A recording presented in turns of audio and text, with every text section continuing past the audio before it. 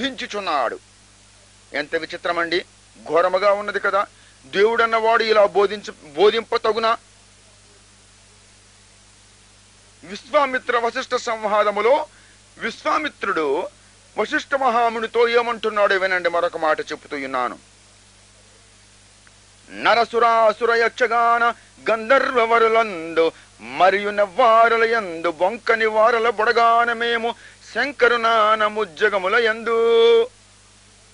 ముజ్జగముల యందు అనగా మూడు లోకములు, దేవతాలోకము, భూలోకము, క్రింద పాతాళ లోకము. ఏ లోకములోనైనను ఎచ్చటైనను నరులలో గాని దేవతలలో గాని లేక రాక్షసులలో గాని గంధర్వ వరులంధ్రులలో గాని అబద్ధము ఆడని వారు లేరు అనగా అందరూ అబద్ధికులే. పాపము చేయని వారు లేరు అనగా అందరూ పాపులే. పాపము చేసిన వారే అని భావమిచ్చుచున్నది. ఈ సత్యాలను నేను మీకెందుకు చెప్పుచున్నానంటే, మీరు సత్యమును గ్రహించాలని సత్యాన్ని అన్వేషించుచున్నారు కనుక సత్యాన్ని మీరు ధరించాలని, సత్యం ప్రకారముగా మీరు నడుచుకోవాలని నాకు ఇష్టమై ఉన్నది. ఈ కారణము చేత మీకు ఈ మాట చెప్పుచున్నాను. విశ్వామిత్ర మహర్షి చెప్పిన మాటకు ఎవరైనను ఏ లోకములోనైనను కొట్టివేయగలరా? విశ్వామిత్ర మహర్షి కంటే మించినటువంటి జ్ఞానవంతులు ఎవరైనను ఏ లోకములోనైనా ఉన్నారా? విశ్వామిత్ర మహర్షి వశిష్ఠునితో చెప్పుచున్న ఈ మాటలు ఈ నవీన పండితులు కొట్టగలరా? ఇది అబద్ధము అని అనడానికి ఏమాత్రము వీలు లేదు. ఊరికనే మీరు నోటితో అబద్ధం అని అంటే పని లేదు. అది ఎంత మాత్రం అబద్ధము కాదు. పరిశీలన చేయాలి, గ్రంథాన్ని చదవాలి, గ్రహించాలి. అప్పుడు నిజమా అబద్ధమో తెలుస్తుంది. సరే, ఆయా గ్రంథాలలో ఉన్న శ్లోకములను చదివి నేను గ్రహించితని ఈ సత్యములను. ఇవి ఎవరి ద్వారా రాయబడినవో వారు మహామహర్షులు, మునులు, మహాప్రవీణత గల వేద పండితులు, వేదాంతులు.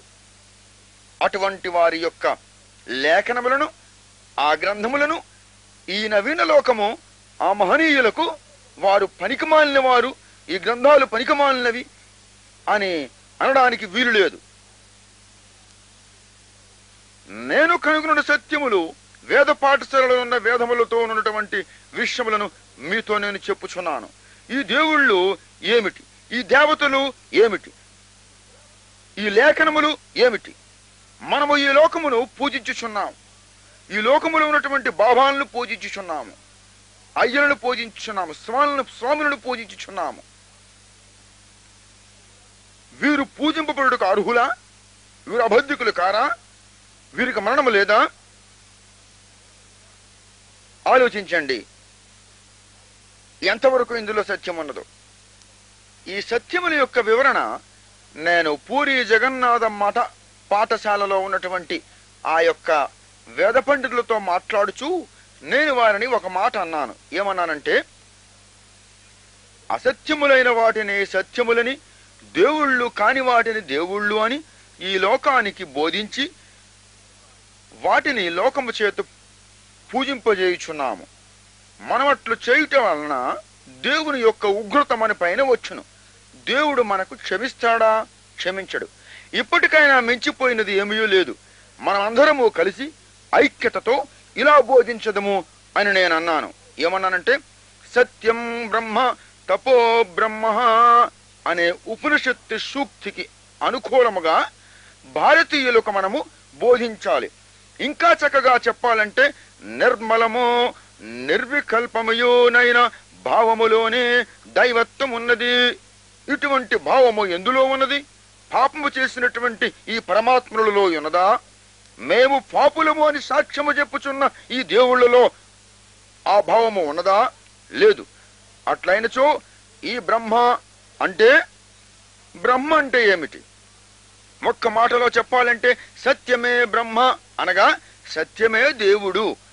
నేను ఈ విధముగా మఠాధిపతులతో మాట్లాడుచూ ఉన్నప్పుడు వారు నన్ను ఉగ్రుల ఇంటికి పంపించి వేశారు. ఈ సత్యాన్ని చెబితే సమాజములో ఆ అర్చకులకు ఆధిపత్యం పోతుంది, వారి రాబడి తగ్గిపోతుంది, ప్రజలు ఇక మందిరాలకు వెళ్లరు, రాళ్లను కర్రలను మరియు లోహములను వారు ఇక దేవుళ్ళని పూజించరు.